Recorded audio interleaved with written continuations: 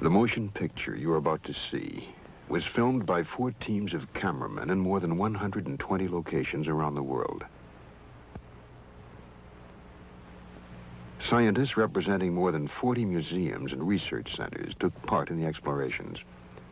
There are no actors in the film. Every location is real.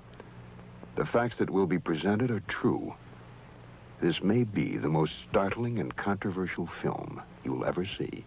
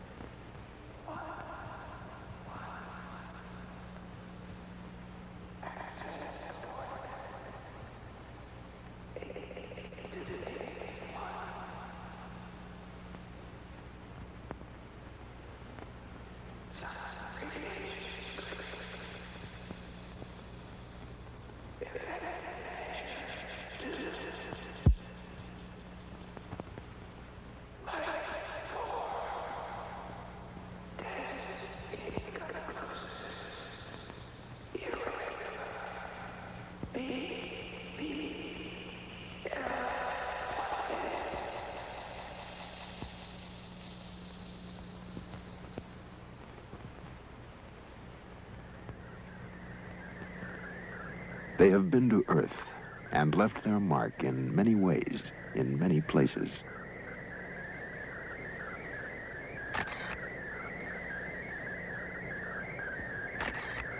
Figures etched on the plain of Nazca tell a story of explorers from outer space.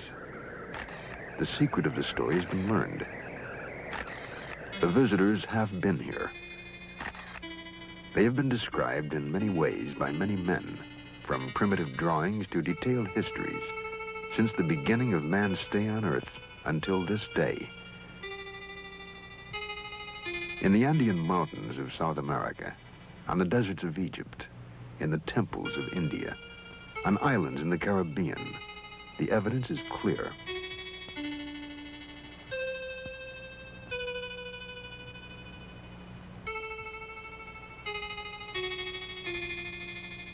The record of visits dates back more than 500 centuries. The observations of the planet continue even today.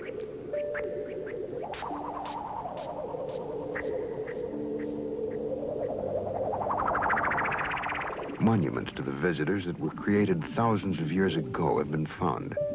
They are tributes to the gifts brought from outer space.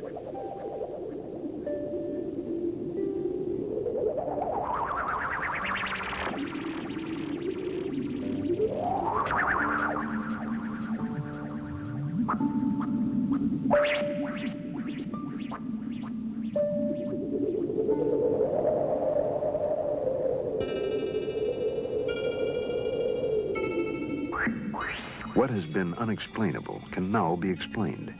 The brief glimpses of visitors provide a clue to their purpose and the reason for their coming.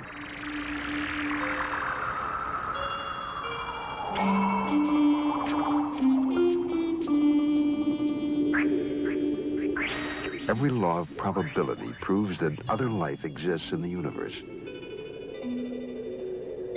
It is now possible to understand how life could have been transported to Earth from some distant planet. It is now possible to understand how we are connected to outer space.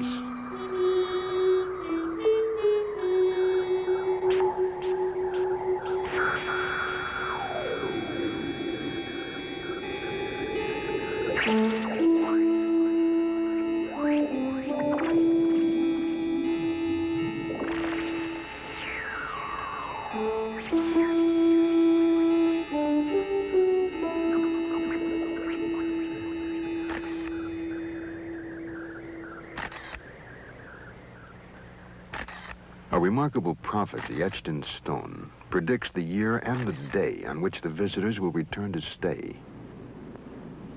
Will we be prepared for the moment that is soon to come?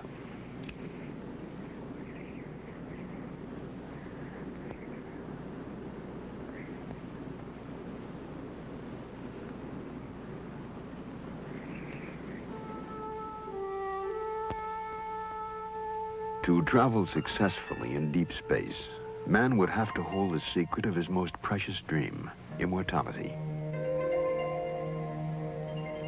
Distances are so vast that the spark of life must burn for eons to assure the successful transport of life from one galaxy to another.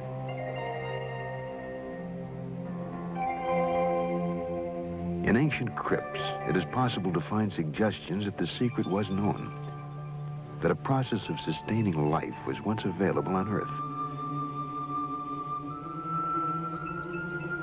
X-rays of mummies, thousands of years old, indicate that they were encased at very young ages.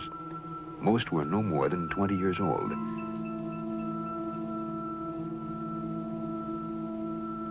Strangely, the hand of one mummy still shows the traces of a fire that burns brightly in all living things, the Kirlian aura.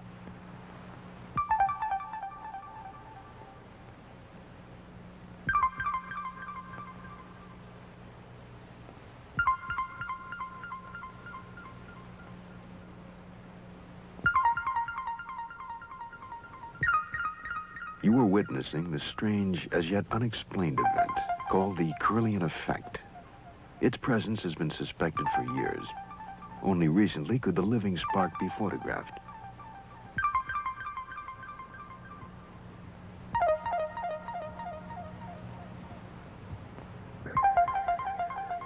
Fingertips and all living things generate a dynamic, constantly changing aura that sometimes sparks and leaps like a flame. How it works is something we simply do not know. At UCLA, Dr. Thelma Moss explores the strange world of Kirlian photography.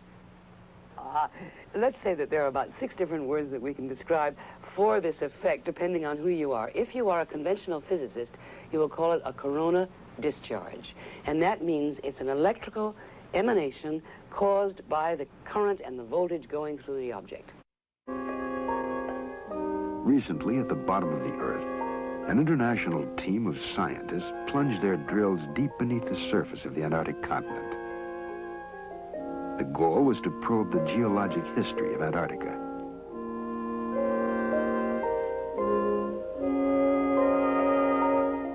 "420 feet beneath the surface of McMurdo Station, Dr. Roy Cameron touched immortality.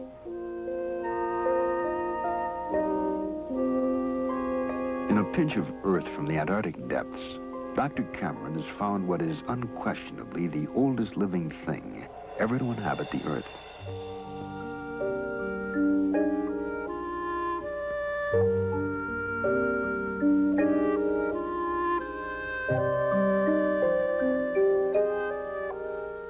After spending millennia freeze-dried in the cold rocks of Antarctica, a colony of bacteria have reawakened in the warmth of the laboratory.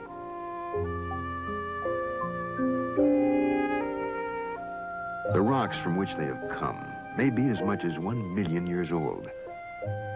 The ancient bacteria, never before seen by man, are once again growing and reproducing, 1 million years after they first came into existence. Immortality is possible.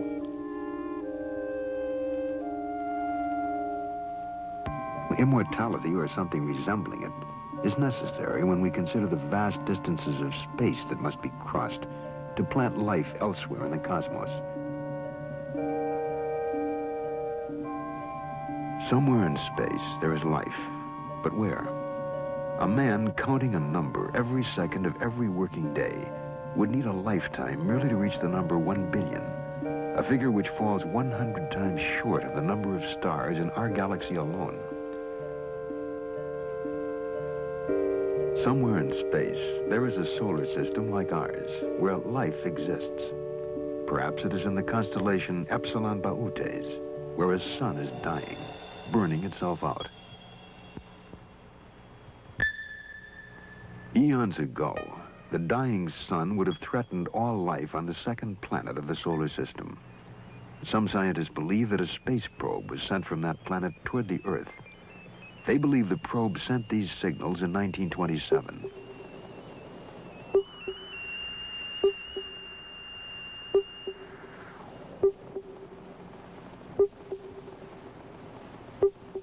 Duncan Lunan of the British Interplanetary Society has interpreted the signals as a message from the space probe, a message from a dying planet in Epsilon Bootes. Duncan Lunan. What occurred to me was that the stars are spaced at random in the sky, therefore the coordinates of a star map, expressed numerically, would be a random series of numbers. There are 7 dots in the barrier, and there are 6 dots on the right-hand side here. And they have quite a marked resemblance, very marked indeed, to the constellation figure of Bootes, the herdsman. These short lines of intense, rapidly repeated echoes appear to be of the nature of clues, as it were, to the interpretation of the panel. It's like these sort of children's puzzles where you join up the dots and you make a shape, so that you could sort of take it like this. It starts here. We come from Epsilon Bootes, which is a double star, and then we have this interesting sort of swallow-like shape here, and it says, therefore seems to say, we live on the 6th planet of 7. Now, 2 signals later, we get an absolutely explicit statement in another scale figure that they came from the 2nd planet to the 6th. They've got a whacking great arrow pointing from the 2nd planet to the 6th with a sun dot at the front end of it. The sun, in other words, it says the sun pushed us from the 2nd planet to the 6th. And just in case we haven't got the point, it's repeated in exactly the same way 2 signals later. The signals are the only known message from space. In the sequence of sounds, Duncan Lunan has found a specific message of a population moving from the 2nd planet to the 6th in Epsilon Bootes. And then where? Perhaps to Earth. The signals are an SOS to the universe. In this situation, the inhabitants of the planetary system would find themselves in real danger. Their own planet would get hotter. In time, all the planets would get very hot. They would have, in other words, to perfect first interplanetary and then interstellar travel in order to get away from the sun. So the probe then came to the Earth. It came to the solar system. It located the Earth. It came into orbit around the Earth, and it began looking for signals, intelligent signals from Earth that would indicate the presence of intelligence. If Duncan Lunan's interpretation of the signals is correct, a space probe is now traveling in our solar system, monitoring life on Earth. It may already have been seen by American astronauts. Gemini 7 here, Houston, out of your 8. Loud and clear. 7, go ahead. Bogey at 10 o'clock high. This is Houston. Say again, 7. So we have a bogey at 10 o'clock high. Roger. Gemini Control here again. The reference in that conversation was bogey. It was Borman who reported sighting the bogey. This is Gemini Control in Houston at 4 hours, 24 minutes into the flight. Bogey is the code word for an unidentified aircraft. But a bogey in space is almost beyond belief. Or is it?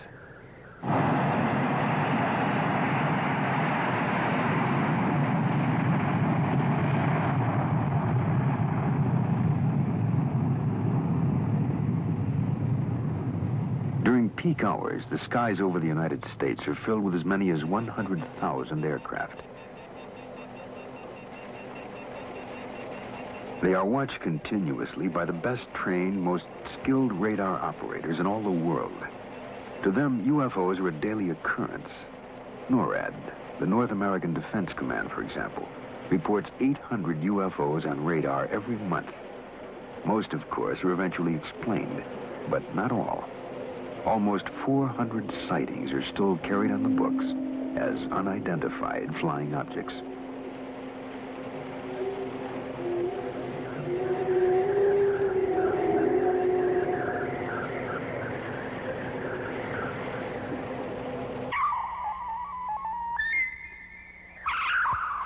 Reports of airborne objects which cannot be identified give a clear indication that the Earth is being monitored, watched by a presence from somewhere else in the universe.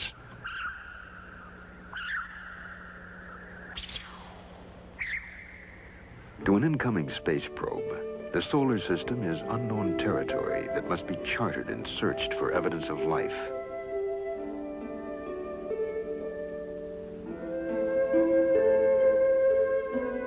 Assume the technology of reaching thousands of miles per second had been accomplished, that the problems of acceleration and deceleration in space had been overcome. A probe would then enter the solar system from its most distant point, past Pluto, 3 billion miles from the sun, and lacking atmosphere, past Neptune and Uranus, too heavily laden with hydrogen and methane to support life. To ring Saturn, awesome, beautiful, protected by a band of asteroids, but with an atmosphere of helium, hydrogen, methane, and ammonia. Verdict, no life.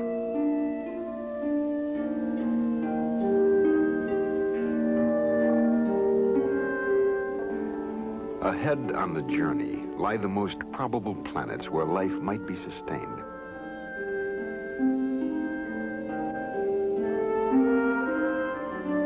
Banded Jupiter. Atmosphere, hydrogen, helium, methane, ammonia. No life.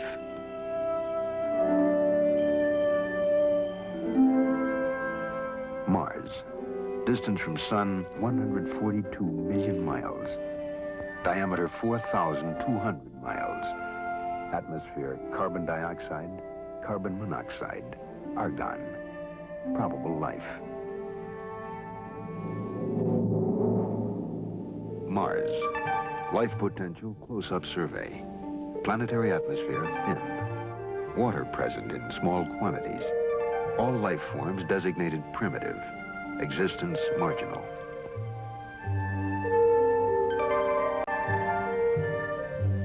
No life form on Mars is capable of sending electronic signals into space.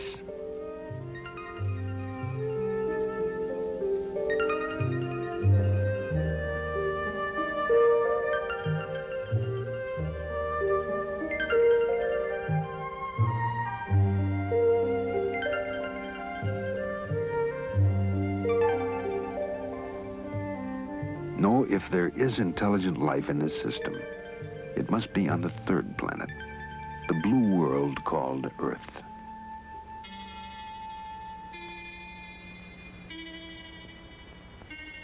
The moon is a perfect vantage point from which to study the Earth.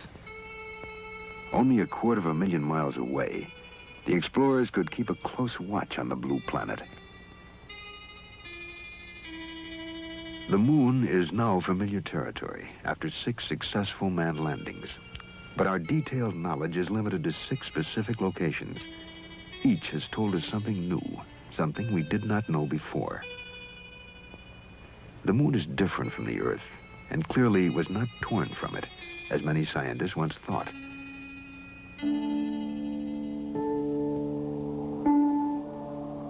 We have found minerals in abundance on the moon, minerals that are extremely rare on Earth, yet they are vital to successful space voyages. Plans to mine them have already been drawn by NASA and private industry. One theory holds that explorers from outer space have already mined the moon, pulling from it such minerals as titanium, a metal essential to space technology.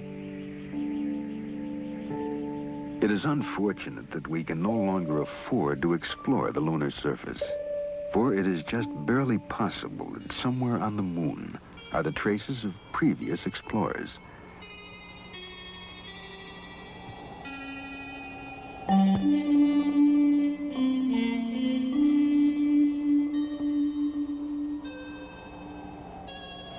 If travelers from outer space were seeking an exploitable planet in our solar system, the moon would become the jumping-off point for their explorations. There are those who believe it has already happened. Duncan Lunan. It's possible that in the course of our history in the last 13,000 years that ships from Epsilon Botis have come here, have conducted survey missions, possibly even had small settlements established here for a time and pulled out again. We have evidence that a landing was made in the Andes near a lake called Titicaca. From the shore, the outline of Titicaca has no pattern. Only when viewed from space does it take on the shape of a jaguar about to pounce. In the ancient language of the region, Titicaca means stone of the jaguar. Was it named by arriving space colonists?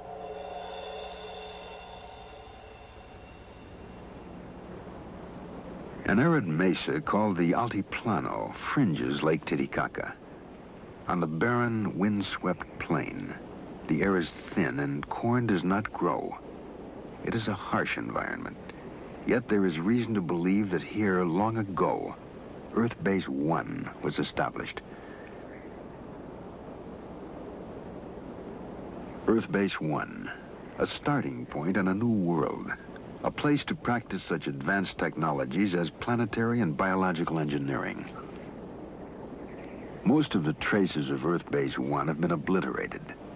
The Inca who dominated this part of the world erased the histories of the regions they conquered. But in the mounds, rubble, and broken walls of an Andean plain lie the ruins of a once great city. Called Tiwanaku, it stands mysterious and unexpected at 13,000 feet above sea level. It might have housed the most advanced civilization of ancient times. Long before the Inca arrival, Tiwanaku was a reality. And the question arises, how much did the Inca take away in plunder, and how much in technology? The Inca did not build Tiwanaku, nor did the ancestors of Indians who now live on this desolate mountain plain. Despite years of study and analysis, scientists are still unable to date these ruins. Estimates of its age range from 1,200 to 15,000 years old. But 15,000 years ago, man was still using flint tools and had not yet developed agriculture. The monolith tells its own story of Earth Base 1. In 1927, the carvings were interpreted as an account of the Earth's original capture of the moon. The theory was dismissed as nonsense. But at the close of the Apollo program, there has emerged a similar theory that the moon has wandered through our solar system, only to be captured by the Earth.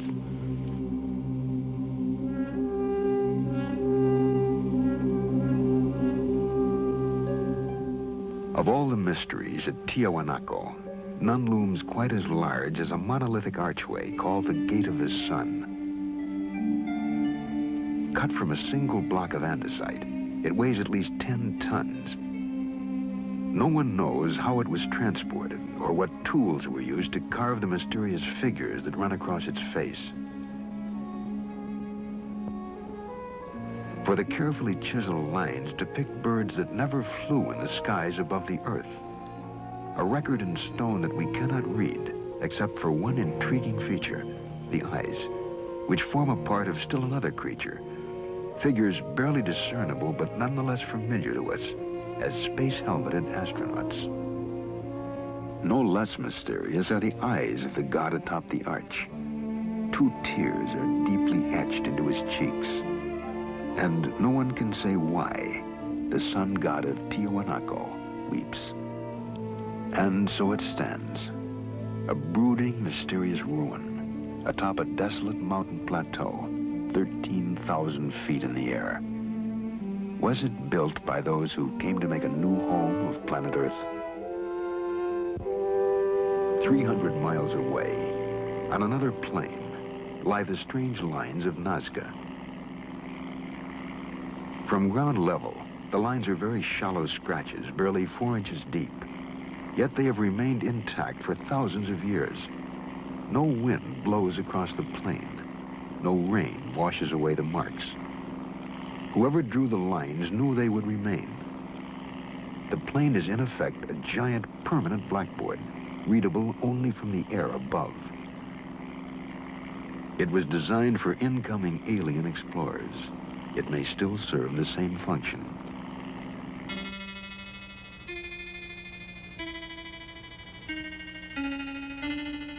April 15th, 1966. A television cameraman filming a commercial in a helicopter saw and filmed something that has still not been explained.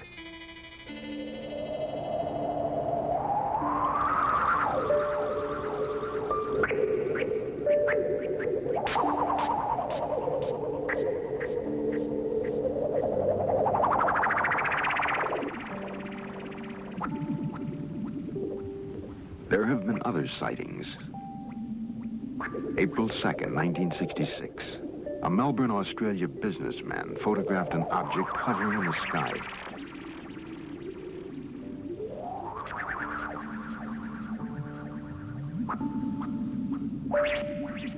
April 18th, 1965.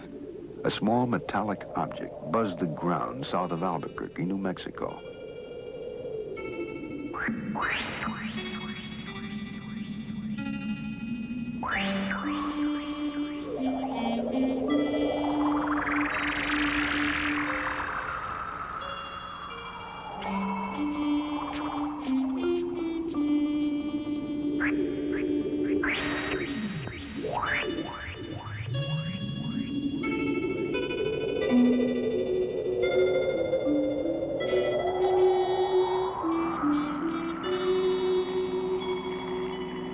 The lines at Nazca are only 4 inches deep, and yet they remain unblurred by the passage of 2,200 years. Nazca serves as a critical link between Earth and outer space. The lines are a route map pinpointing sites of mystery all over the world. One line pointing east leads to a remarkable unexplained artifact 300 miles away.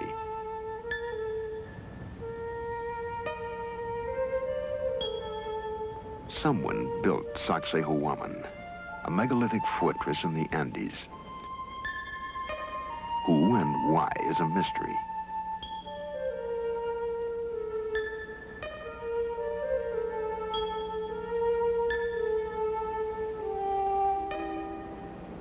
At one point, the Inca used Sacsayhuaman as a base. According to legend, Inca kings thrust their fists into the depths of the snake chiseled into the stone. From it, they received a special power. A compass needle thrust into that same snakehead will spin wildly, for the stone is heavily magnetized. How did the Inca, who knew nothing of the forces of electromagnetism, select this one stone of all the thousands of others that composed their fortress as the magic stone of the snake? We do not know, but one thing is certain. With that special power, their empire spread from the Pacific coast to the Amazon jungle.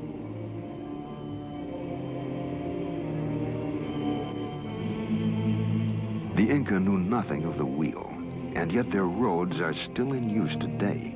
They had no alphabet, yet we are asked to believe they developed an engineering technology that built structures such as this. Or did they? Were they creators or inheritors of a civilization transplanted to the Andes from somewhere else?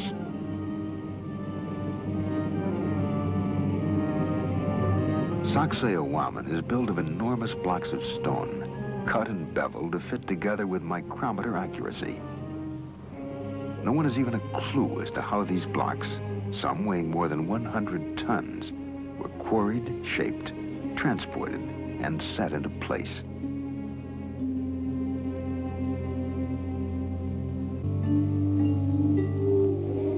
35 feet underwater and 1,000 yards off the northern shore of the island of Bimini in the Caribbean, there is another wall.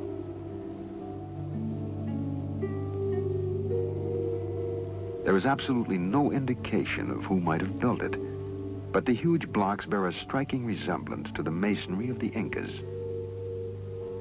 Some scientists claim it is a natural formation and not a wall at all. But if ocean currents cut the stones in the sea bottom, did they also cut them at right angles to each other? The Bimini Wall is but one of many mysteries in the Caribbean region, known as the Bermuda Triangle. Here, ships and planes vanish under circumstances that defy all logical explanation.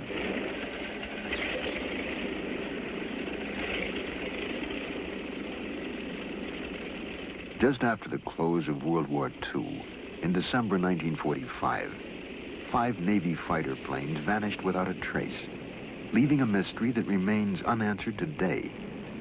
Their disappearance has been the subject of a 25-year investigation by magazine reporter Art Ford.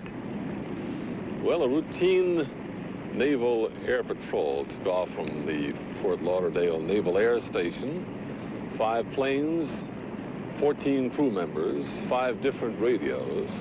After the planes were in the air a few hours, they vanished. 5 radios did not give a coherent reason why they vanished. The men were never seen again. No wreckage of the planes was ever found. There was no radio contact after they were lost. A search plane went up after them with 13 men aboard, with every bit of equipment necessary to find them. It vanished within 7 minutes. Particularly significant in the case of the missing planes was the radio transmission report that remains in the record in the archives in Washington. Lieutenant Robert F. Cox was flying out to try to find Flight 19. He said on the radio, "What is your present altitude? I will fly south to meet you." And Taylor, who commanded Flight 19, replied, "Don't come after me." He was warning his fellow flyers who were trying to rescue the plane, which they thought was lost, and he said, "They look like they're from outer space. Don't come after me."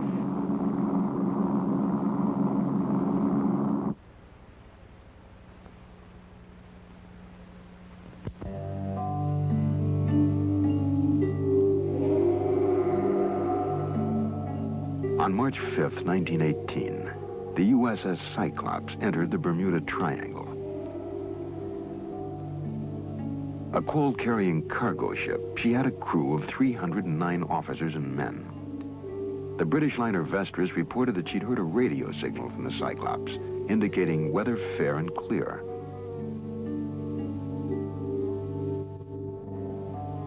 The Cyclops was never seen or heard from again. No trace was ever found.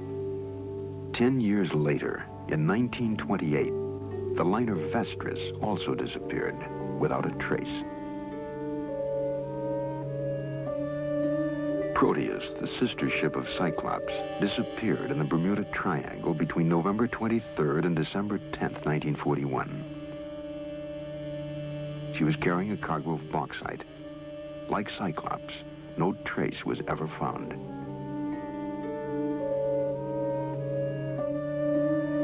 January 8th, 1962, an Air Force KB-50 air tanker disappeared in clear weather.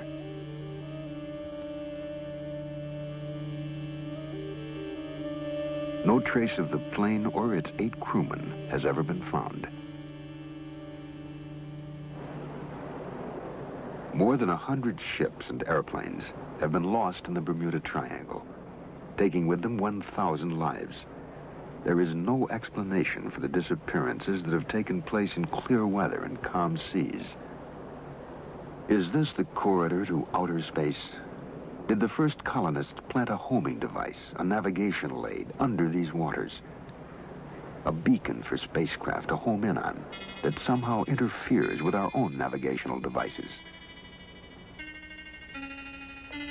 January 16th, 1958. An Air Force officer aboard the Brazilian ship Almirante Saldanha sighted a flying disc that hovered over the water for 30 seconds and then sped off.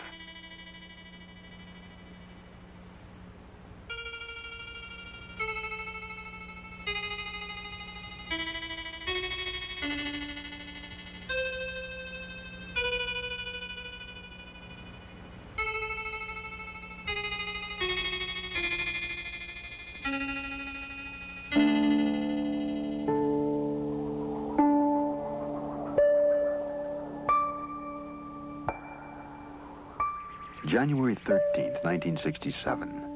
A UFO was photographed as it dove and climbed above the Louisiana bayous.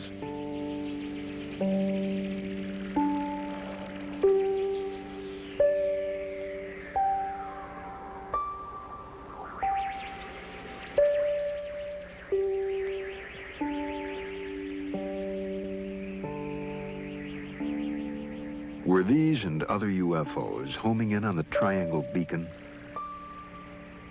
Is this a marker signaling arrival at the mysterious Tropic of Cancer?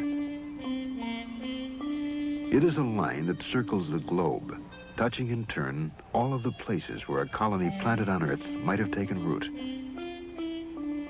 India, Egypt, the Canary Islands, the Bermuda Triangle, and finally, the Yucatan Peninsula.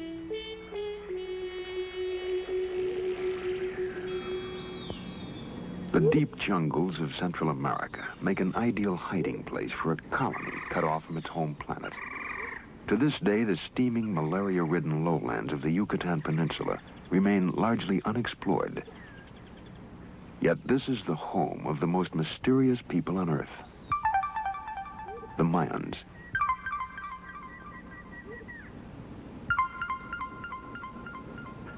We are asked to believe that the Mayans were simple farmers, but no logical reason exists for them to have planted crops on the most difficult of all land.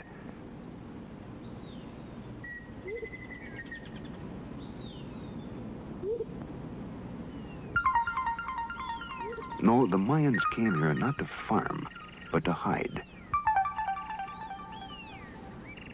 No records tell where they come from.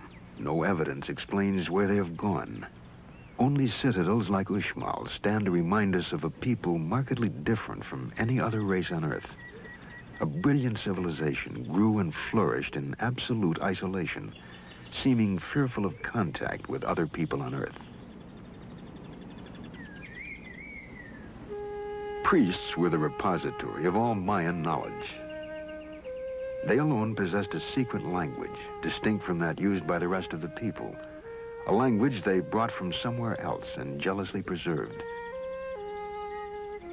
There are many other indications that they are not of the Earth. We know of their advancements. They developed mathematics to a high art. They invented the figure 0.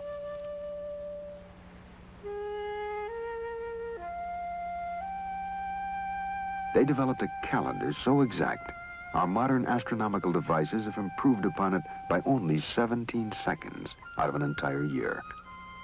They also had a calendar which accurately measured a 260-day year, obviously not a year on Earth. Perhaps it is a year on the planet from which they came. Mayan pyramids may have been the first in the world, the models for all the great pyramids. And here, too, we find connection to outer space. The very shape of the pyramid gives a clue to the secret of immortality. An enterprising young physicist, Dr. Patrick Flanagan, interprets the link. Strange things that happen inside the pyramid, but no one was able to pinpoint what these forces were. And my research for the last 3 years has been on pinpointing these forces and discovering what the effect is. I've discovered that the pyramid is sort of a cosmic greenhouse. By this, we know that the pyramid shape is designed to intercept certain cosmic energies from cosmic particles, in the same way that a greenhouse is designed so that the sun's rays will enter the greenhouse at a right angle in order to effect maximum transfer of infrared energy into the interior of the greenhouse. The walls of the pyramid are designed for maximum transfer of this energy, bioplasmic energy or biocosmic energy, whatever you want to call it, and certain phenomena occur in the pyramid. Grains of wheat found inside the Great Pyramid in containers or in the floor, 5,000 years old, sprouted immediately. Also, my own research indicates that for instance, plants such as mung bean sprouts mummified in the pyramid are capable of growing after they have been dehydrated. So this indicates that the pyramid energy phenomena maintains the actual life forces within the organism. Beyond the possibility of immortality inherent in the pyramids of the Maya, it is possible that they inspired the sudden, unexplainable leaps made by other ancient civilizations. They may have shared their highly advanced knowledge of astronomy with others. For example, the Babylonians. We have found cuneiform tablets that mark the phases of Venus, the 4 moons of Jupiter, and the satellites of Saturn. None of these bodies or events can be seen without a telescope, a device invented 3,000 years after the tablets were carved. The knowledge must have come from outer space.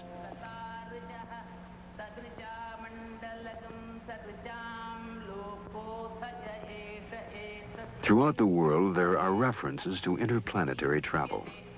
To some scholars, the world's oldest source of wisdom is in India. This chant is part of a spoken encyclopedia called the Veda. It is at least 5,000 years old and may represent the oldest body of technical knowledge known to man. The references to space travel are direct. Clear descriptions are given of the craft that was used and the method of propulsion. The Veda, committed to paper 400 years ago, is still the target of intensive research by scholars such as Padmasri Sivaramamurthy, the director of the National Museum of India. In ancient India, as all over the world, they had a desire to travel in the sky. We have the aerial car of the god of light Surya mentioned in the Rig Veda itself. We have also the Pushpaka Vimana, the wonderful aeroplane that could carry any number mentioned in the Ramayana. A real aerial car managed by an engine. The rishis could transport themselves to any planet that they wanted because of their siddhi. A force known as Sidli might also have been called pyramid energy. Using this force, the ancients could transport themselves anywhere on Earth, into the skies, and finally to other planets. And did the Mayans use it to link together their cities? If the tales and images of space travel were limited to India, they could be dismissed as the product of overworked imaginations. But how then could we account for primitive drawings in the rocks of Indio County, California?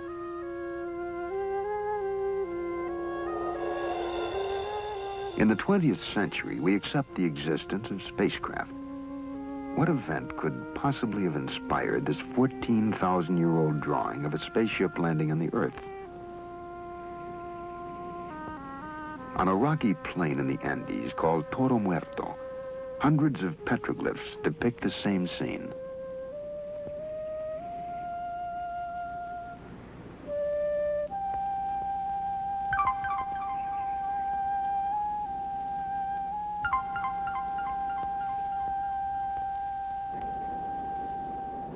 We find evidence of past visits from space in many parts of the world. The 2,200-year-old Dead Sea Scrolls found in the caves of Qumran bring us closer to the original Bible than any other source and contain clear references to the Holy Ones descending from the heavens. While biblical scholars study the scrolls for their theological implications, other scientists have looked to the Bible for evidence of extraterrestrial visits. An aerospace engineer at NASA's Marshall Space Flight Center, Joseph Blumrich, has found in the visions of Ezekiel a technical description of a spaceship. The prophet Ezekiel describes 4 encounters with spaceships. At first he saw clouds, fire, and he heard noise coming out from the sky, out of the north. And as the vehicle approached, apparently it came rather quite in his direction, he observed what he calls living creatures. What Ezekiel calls the living creatures had straight legs and round feet, or calf's feet sometimes they're called. And it was the description of these landing legs that made me take the book of Ezekiel serious from an engineering point of view. I have had the opportunity about 10 years ago to work with my group, my office, for the development of such a landing gear for an unmanned lunar landing station. For that hypothetical vehicle, we developed the landing gear and what we call the footpad, and what Ezekiel would call the round feet.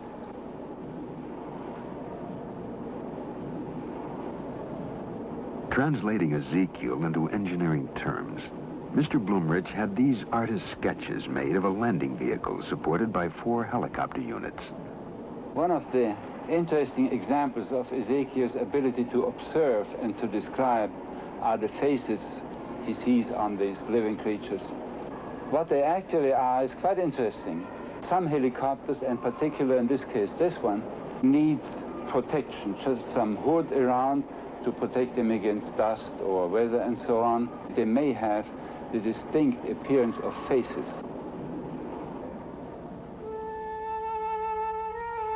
The faces found in the metalwork of spacecraft may have been the figures reported by Ezekiel. The biblical tale is hardly an isolated example. Are ancient figures with spacesuit-like costumes the record of beings actually encountered? And where do the Indians of Colombia find models for these golden helmeted figures sculpted more than 1,000 years ago?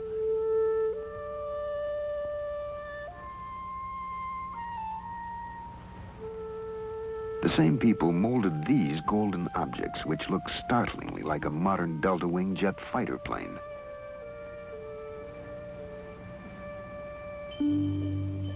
Could flight have played a role in the construction of this rocky fortress in Peru, called Ollantaytambo? It spans a pass through the mountains that link the jungle with the sea. The Inca builders were accomplished stonemasons who built a chain of fortresses across the Andes. But nowhere is there an explanation for the technology used to carry enormous pink slabs, each one more than 60 tons, from this mountain where they were quarried, and then 10,000 feet up the face of Ollantaytambo. What else but flight could account for raising the stones to the mountaintop?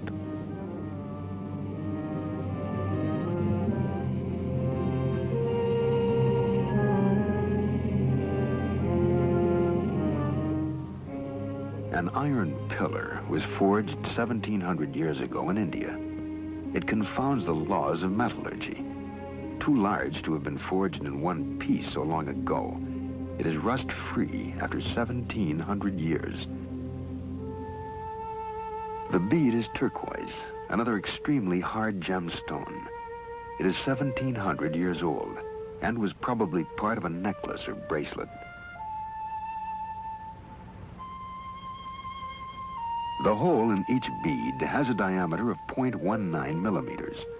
Even today, we can barely drill holes that small. The strangely knotted strings are called quipu. No one today can read them. But when the Spaniards first came to Peru, the Inca kings would call upon their rememberers who would consult the quipu and account for every kernel of corn and man, woman, and child in the empire. But the quipu were more than a numerical accounting system, for with it an accomplished rememberer could call forth epic poems, historical dates, and events. The knots show how the decimal system was used in the quipu, but added to them were colored threads that offered subtle nuances and shades of meaning that are forever lost to us.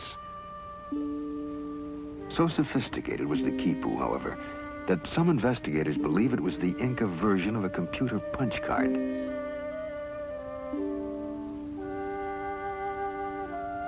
An enormous crystal was placed in a Mochica grave more than 1,500 years ago. It is among the hardest of all minerals, yet it was cut, polished, and shaped by a technology that theoretically could not have existed at that time.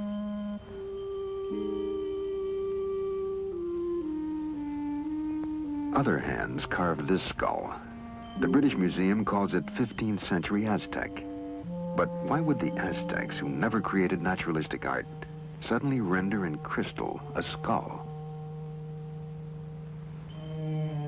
It is possible that the Mayan jungle's strongholds provided the knowledge that advanced the civilization of all of the people on Earth. No matter where we look, we find evidence of their influence.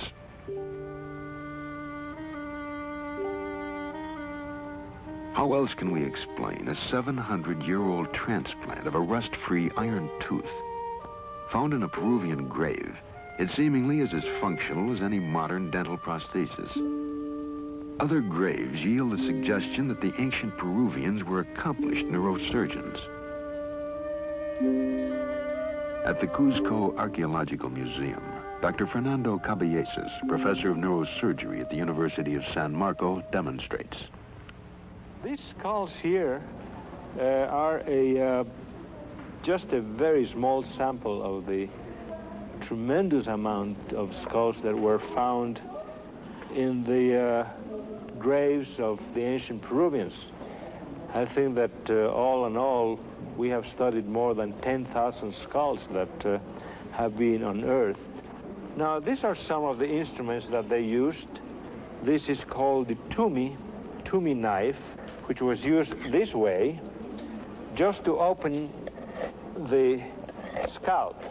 This cannot be used in the bone. They used, to open the bone, they used other bronze instruments like this, just to pry up the bone, like here, prying up the bone. There are some other odd instruments like this, just to make these indentations. And there are at least 2 dozen different other instruments that were used also. This one here is a very interesting specimen. It shows a very persistent surgeon. You find here that this man suffered 4 operations, and he survived every one of them. Either it was a very sick man or a very persistent individual who operated on them. But he was a very good technician, because after all, these areas, especially these 2 openings, are right over very, very dangerous sites that even right now, with all the techniques that we use now, we would just be very much afraid of operating in these sites. And this man really survived these operations. In Calca, near here, near Cusco, where about, I would say, 85% of these skulls show healed trephanations.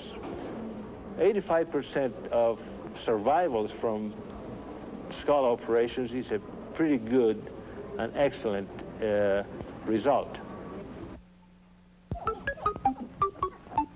At the Yerkes Regional Primate Center, scientists implant monkeys with electrodes.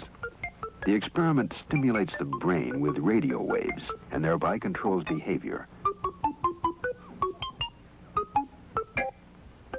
Are today's scientists seeking knowledge already gained by similar experiments performed centuries ago?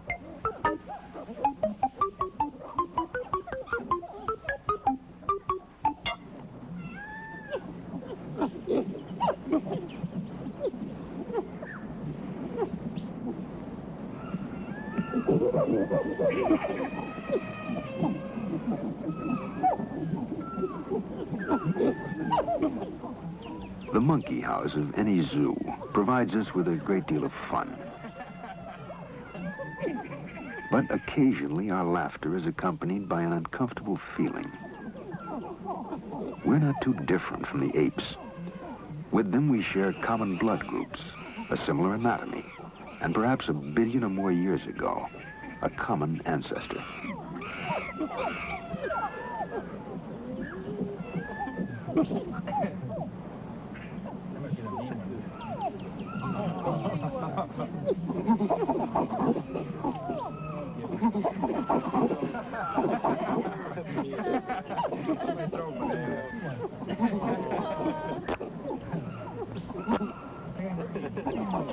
Over here, throw it here. Come here, monkey, over this way. There you go. Throw it here, throw it here.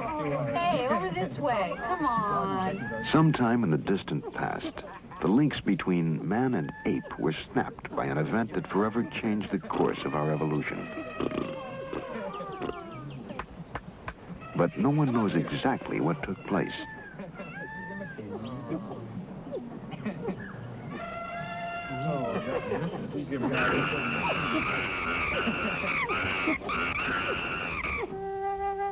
For thousands of years, Neanderthal was the most advanced primate on Earth and a logical ancestor of man.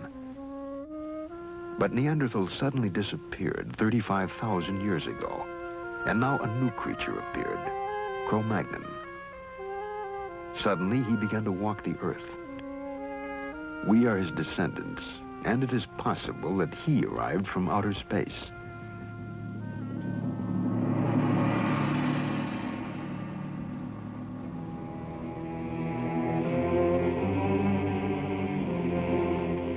Could evidence of Cro-Magnon's arrival be found at Tiwanaku at Earth Base 1?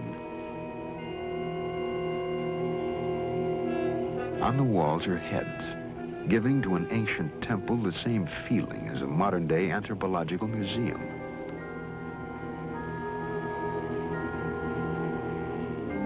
The faces show a bewildering variety of shapes and expressions.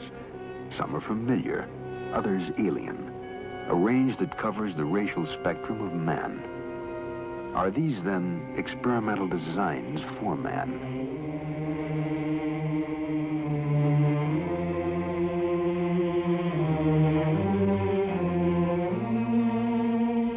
How could life have been transported to Earth from outer space? Certainly in a universe 13 billion years old, there was time enough for uncounted species to rise, create civilizations, and scatter them across the universe, reaching even the small, out-of-the-way planet called Earth.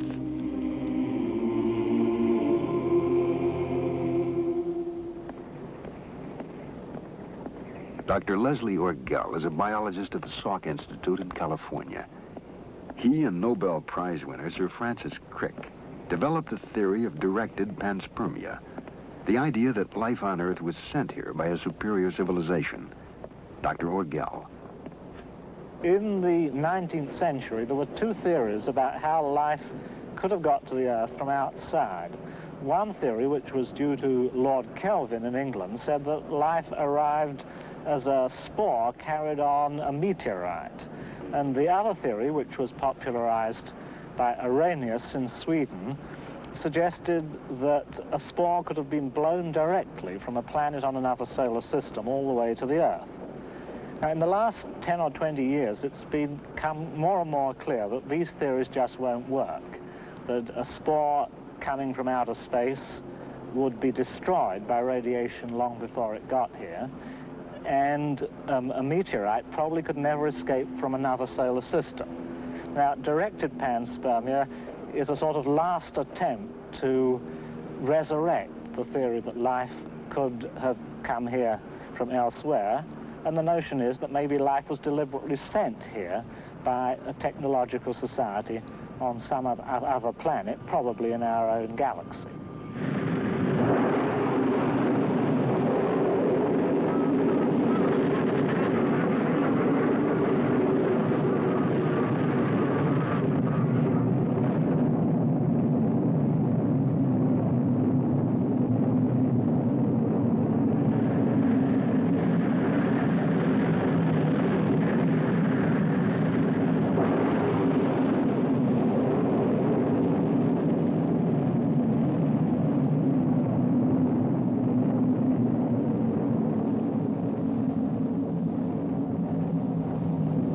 Earth Base 1, spaceships would have to spend hundreds of years in flight. To transport and sustain life over such an extended time, space-traveling civilization would have to ship an entire colony of men across a galaxy in suspended animation. Did it happen in the past? Was this the secret of early space travelers? We now know how it might have been done.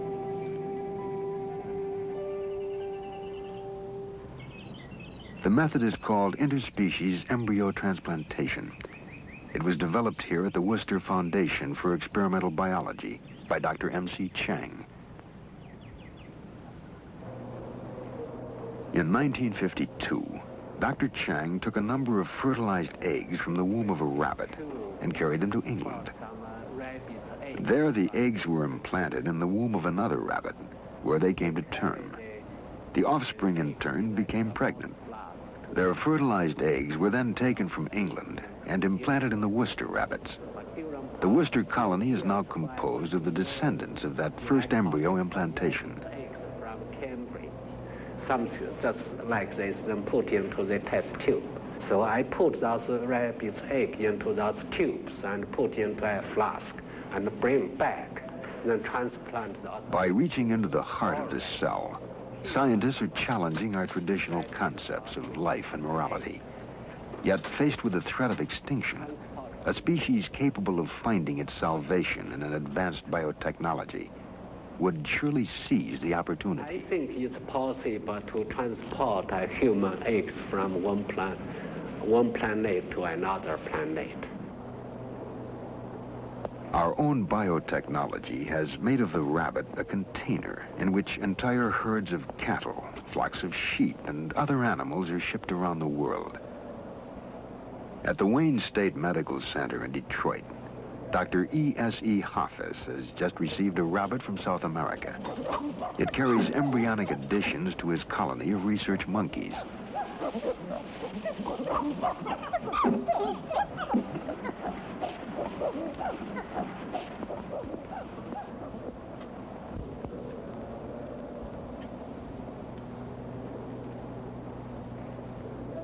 The idea of embryo transfer is to obtain large numbers of embryos from one species and ship them to another part of the world in an easy species like the rabbit. Now, we have a rabbit here, and we'll have 200 embryos of monkeys in them, in this one rabbit. The first step of this is how to collect the embryo. This requires surgery.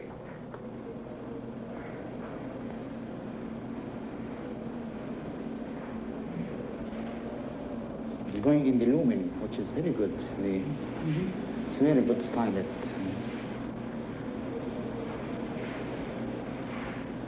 Then examination of the embryo under the microscope.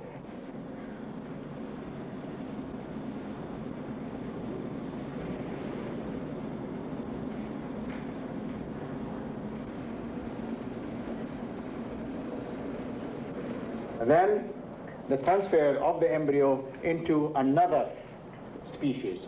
And then we will go to the monkey and transplant the monkey embryos that were put in the rabbit into this monkey. I don't like to put any air bubbles inside at all, so just we'll...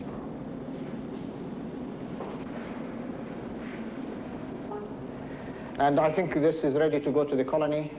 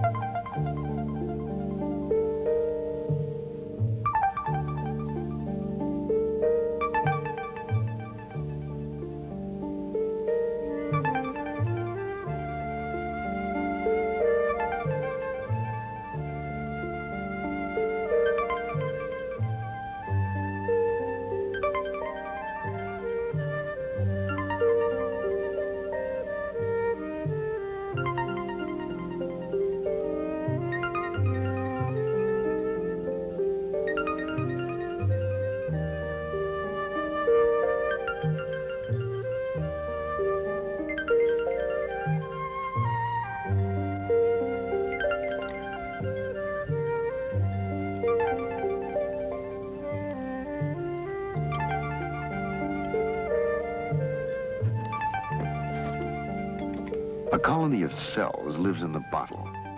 The red fluid in which they float is their food.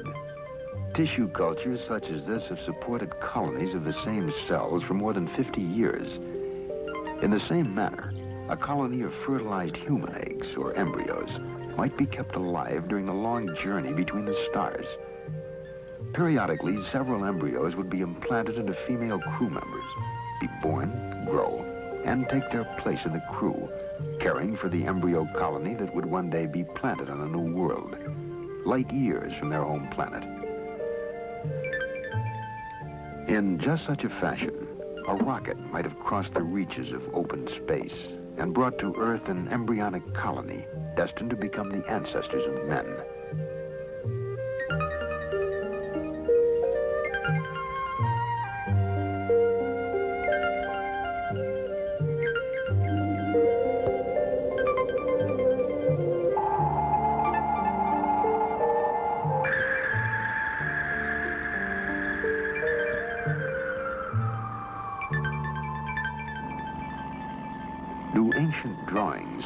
celebrate the arrival of life on Earth. All over the world, men have cut, shaped, and gouged the Earth to create images that could only be seen from the heavens. The more we understand the progress of modern science, the more we must re-examine the accomplishments of the past.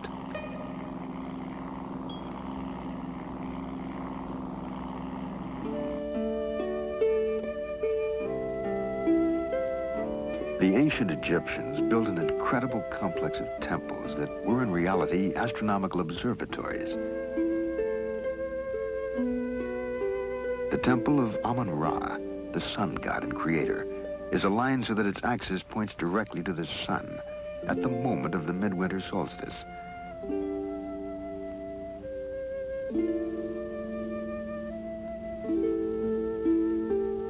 The temples of Mut and Khonsu, the consort of Ra, form an axis that points to the crescent moon that rises the day after the summer solstice. Egyptian astronomy was both practical and spiritual, for it allowed them to predict the annual flooding of the Nile and thus know when to plant their crops. But more important, the temple lines could be followed directly to the sun, the source of immortality. To the ancient Egyptians, death was but a doorway that led from a life of insignificance to eternal life. And so the Egyptian pharaohs crossed from Karnak on the east bank of the Nile, where the living dwelled, to the west bank, where they entered the city of the dead. Once within the city of the dead, the pharaoh was prepared for a journey into space.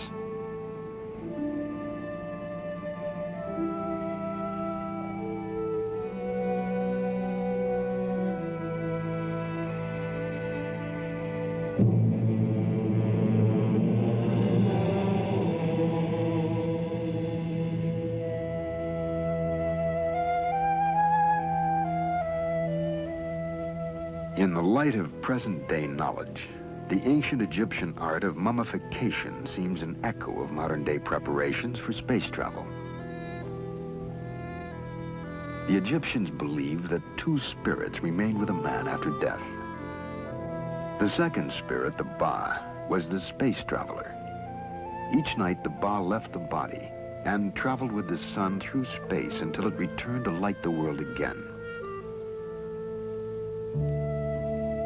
To the ancient Egyptians, the Ka and the Ba were not abstract, disembodied ghosts, but real entities, and they required a place in which to dwell for all eternity.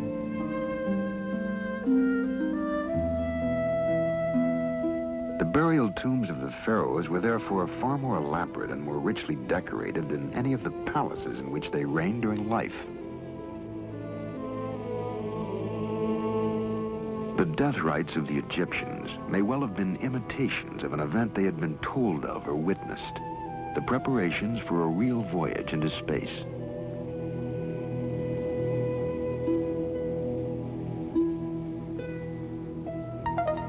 The pyramids were more than mere tombs for the dead.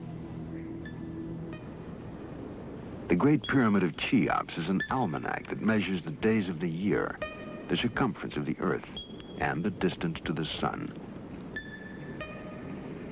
The Egyptian pyramids have been studied by many scientists, but the great breakthroughs have been made by physicist Patrick Flanagan. His studies have shown the peculiar function of the pyramid and its relationship to immortality.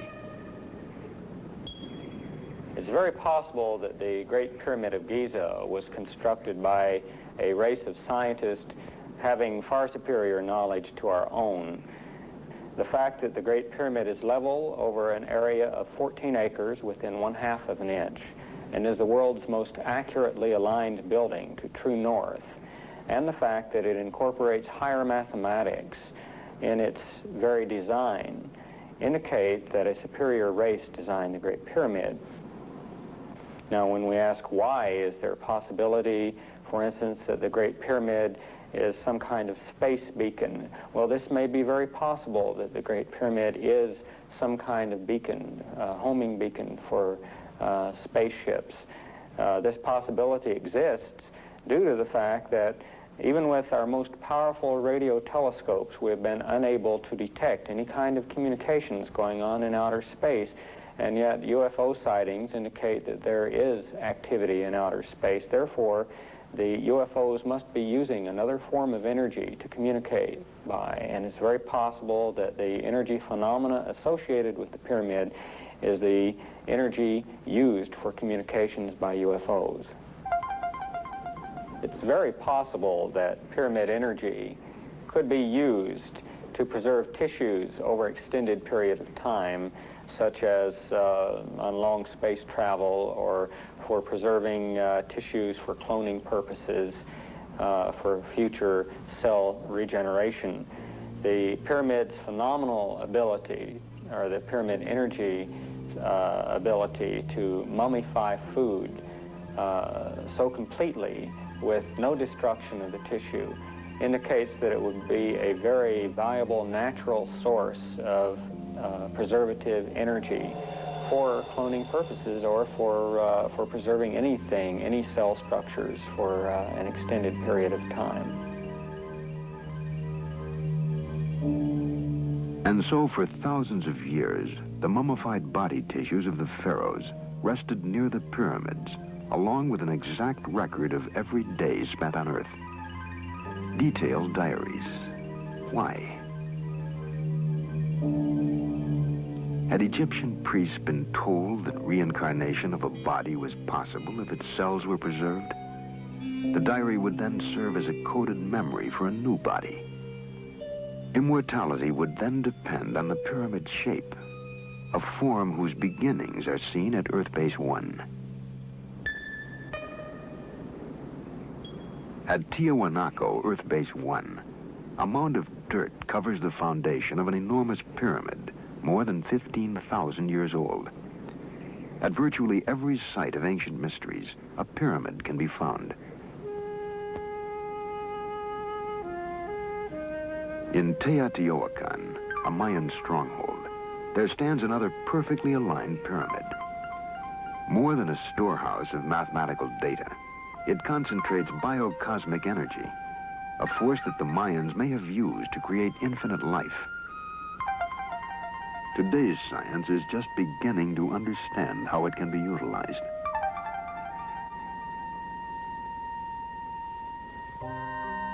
The hope of immortality is contained in a genetic message stored in the nucleus of the cell. When the cell divides, that message, coded in chemical units within the genes, is transmitted to each of the new daughter cells. So long as that message is stored within the cell, it remains alive. And so too does the possibility of immortality.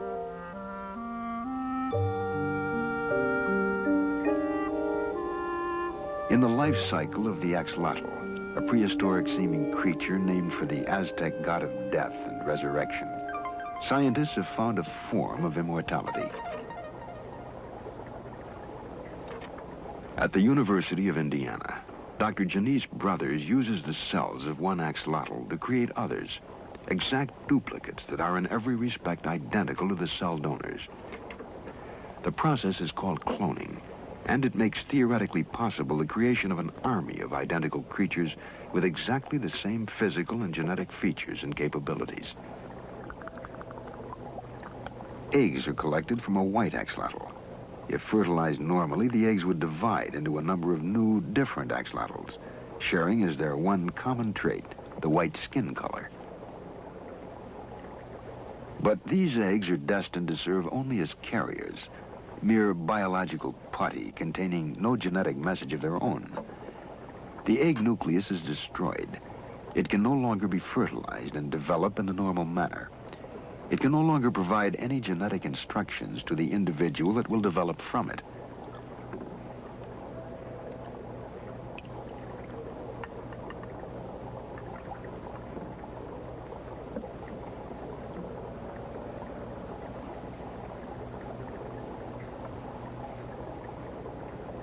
A spotted axolotl embryo becomes the cell donor.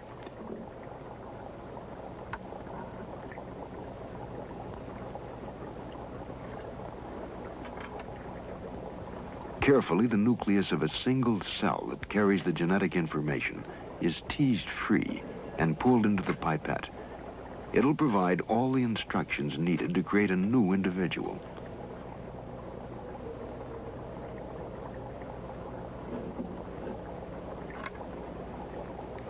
The nucleus is inserted into the unfertilized egg. One by one, cells from the same embryo can be implanted in host eggs. The results will be clones, a total replica of the creature from which the cell has been taken.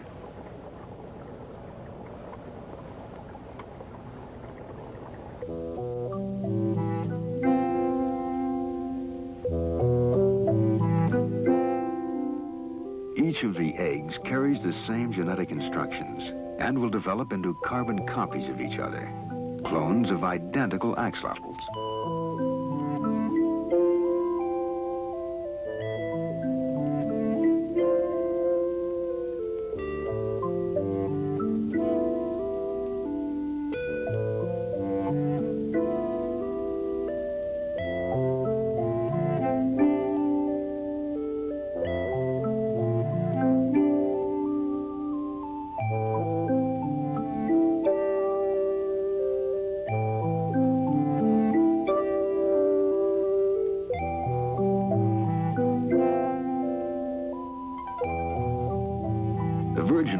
Have brought forth identical spot-by-spot copies of a single parent, a uniform set of clones.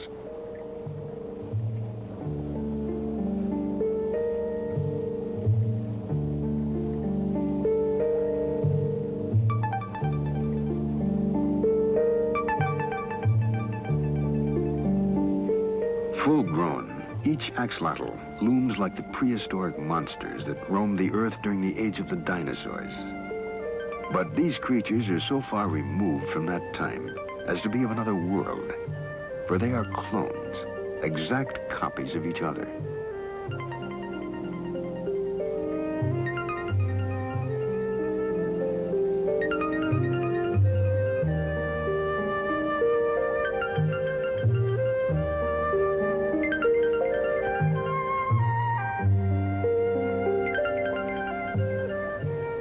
Scientists like Dr. Brothers are opposed to cloning human beings, for cloning creates a rigid mold that will stabilize one form, and that runs counter to the design of human creation and evolution.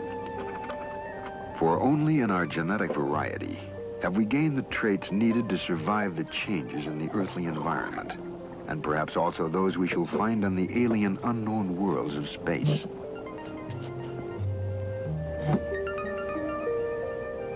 The clone is a biological wonder that may one day enable us to reproduce exact copies of animals and plants needed to perform as yet unknown tasks in an uncertain future.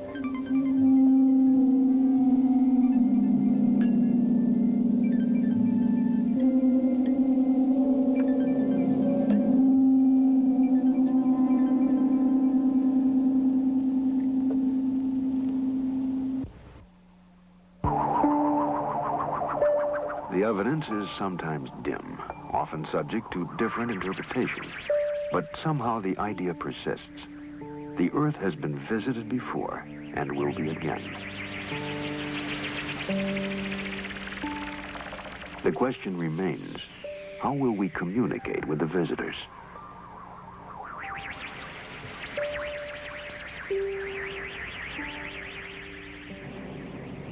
At the Yerkes Primate Center in Atlanta, Georgia, experiments are underway at this very moment to answer that question.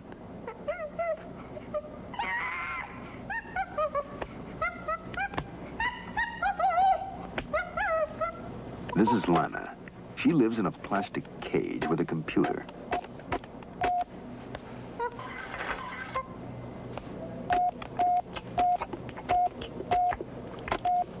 Lana can tell the computer to provide her with food and drink.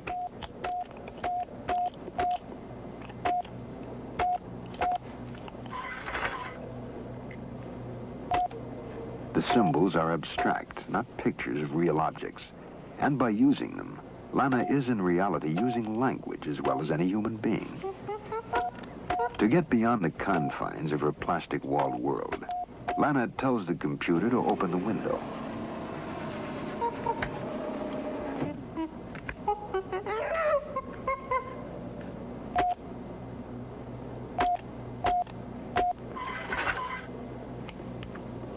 She orders the computer to display motion pictures and slides for her own amusement.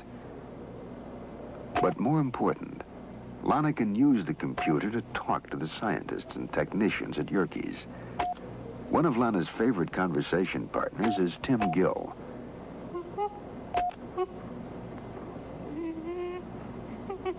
Tim has a computer panel just outside Lana's room.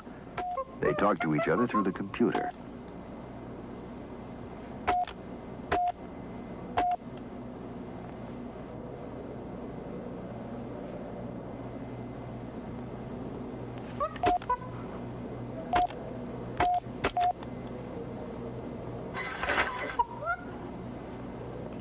The language they share is not chimp chirping or English, but a language of symbols called Yerkish.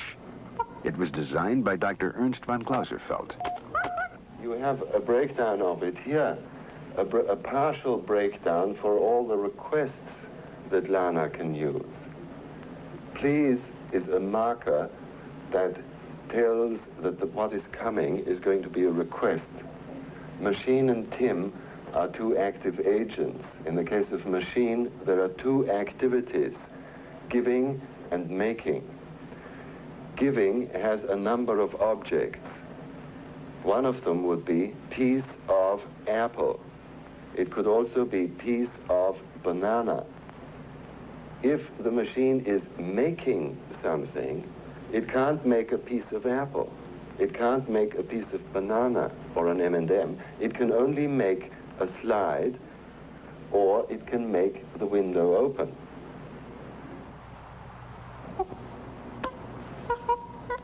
Lana forms perfect sentences that communicate specific ideas. She has language in common with Tim. The experiment is not as sterile as it looks. Tim and Lana have developed a close relationship. Can Tim visit Lana, he asks?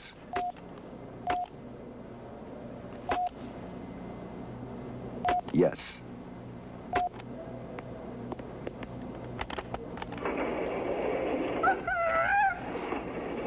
Much of Tim and Lana's friendship is based upon proper social behavior.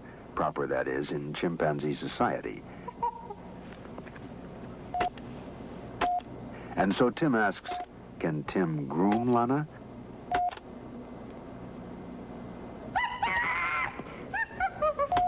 Yes.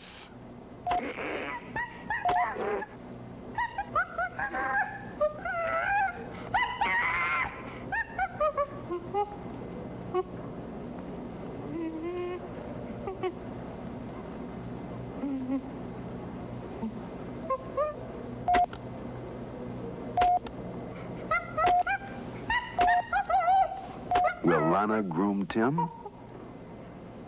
Of course.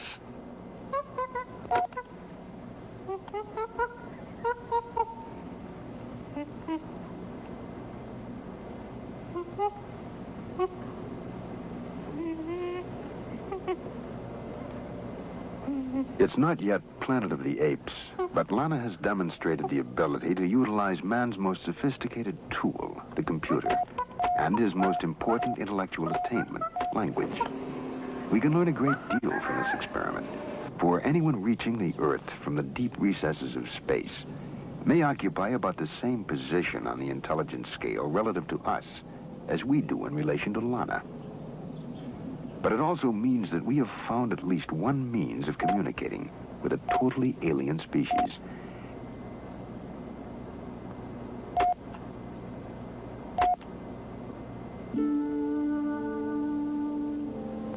A language of symbols carved thousands of years ago is still being deciphered. We know the Mayans left a calendar, one that stretches back more than 90 million years, long before civilized man roamed the Earth, and forward in time to a day that will mark the close of a crucial cycle.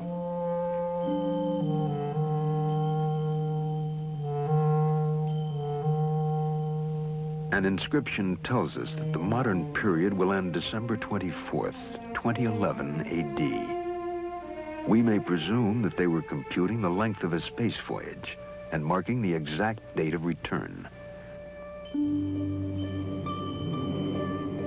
They may return to seek the fate of the colony left on Earth. Perhaps at Uxmal they will find answers we have never been able to divine. This was one of the last bastions of Mayan society, and here a carving is found unlike any other in Mayan lore. Clearly a skull and crossed bones. According to legend, it is the death house, and nearby is another structure marked by a procession of turtles, the Mayan symbol for a long life. Did the final experiments at cloning take place here, near the Great Pyramid of Uxmal? December 24th, Christmas Eve, 2011 AD. On that day, they may return to seek the fate of the colony left on Earth. Perhaps they will settle in the jungle of Uxmal, where, according to legend, Mayan priests talk to their gods through a black, shiny, glass-like rock, an ancient description of a television receiver. We know now how they transported the colony to Earth and what they might have left behind. We have only to learn why they are coming back.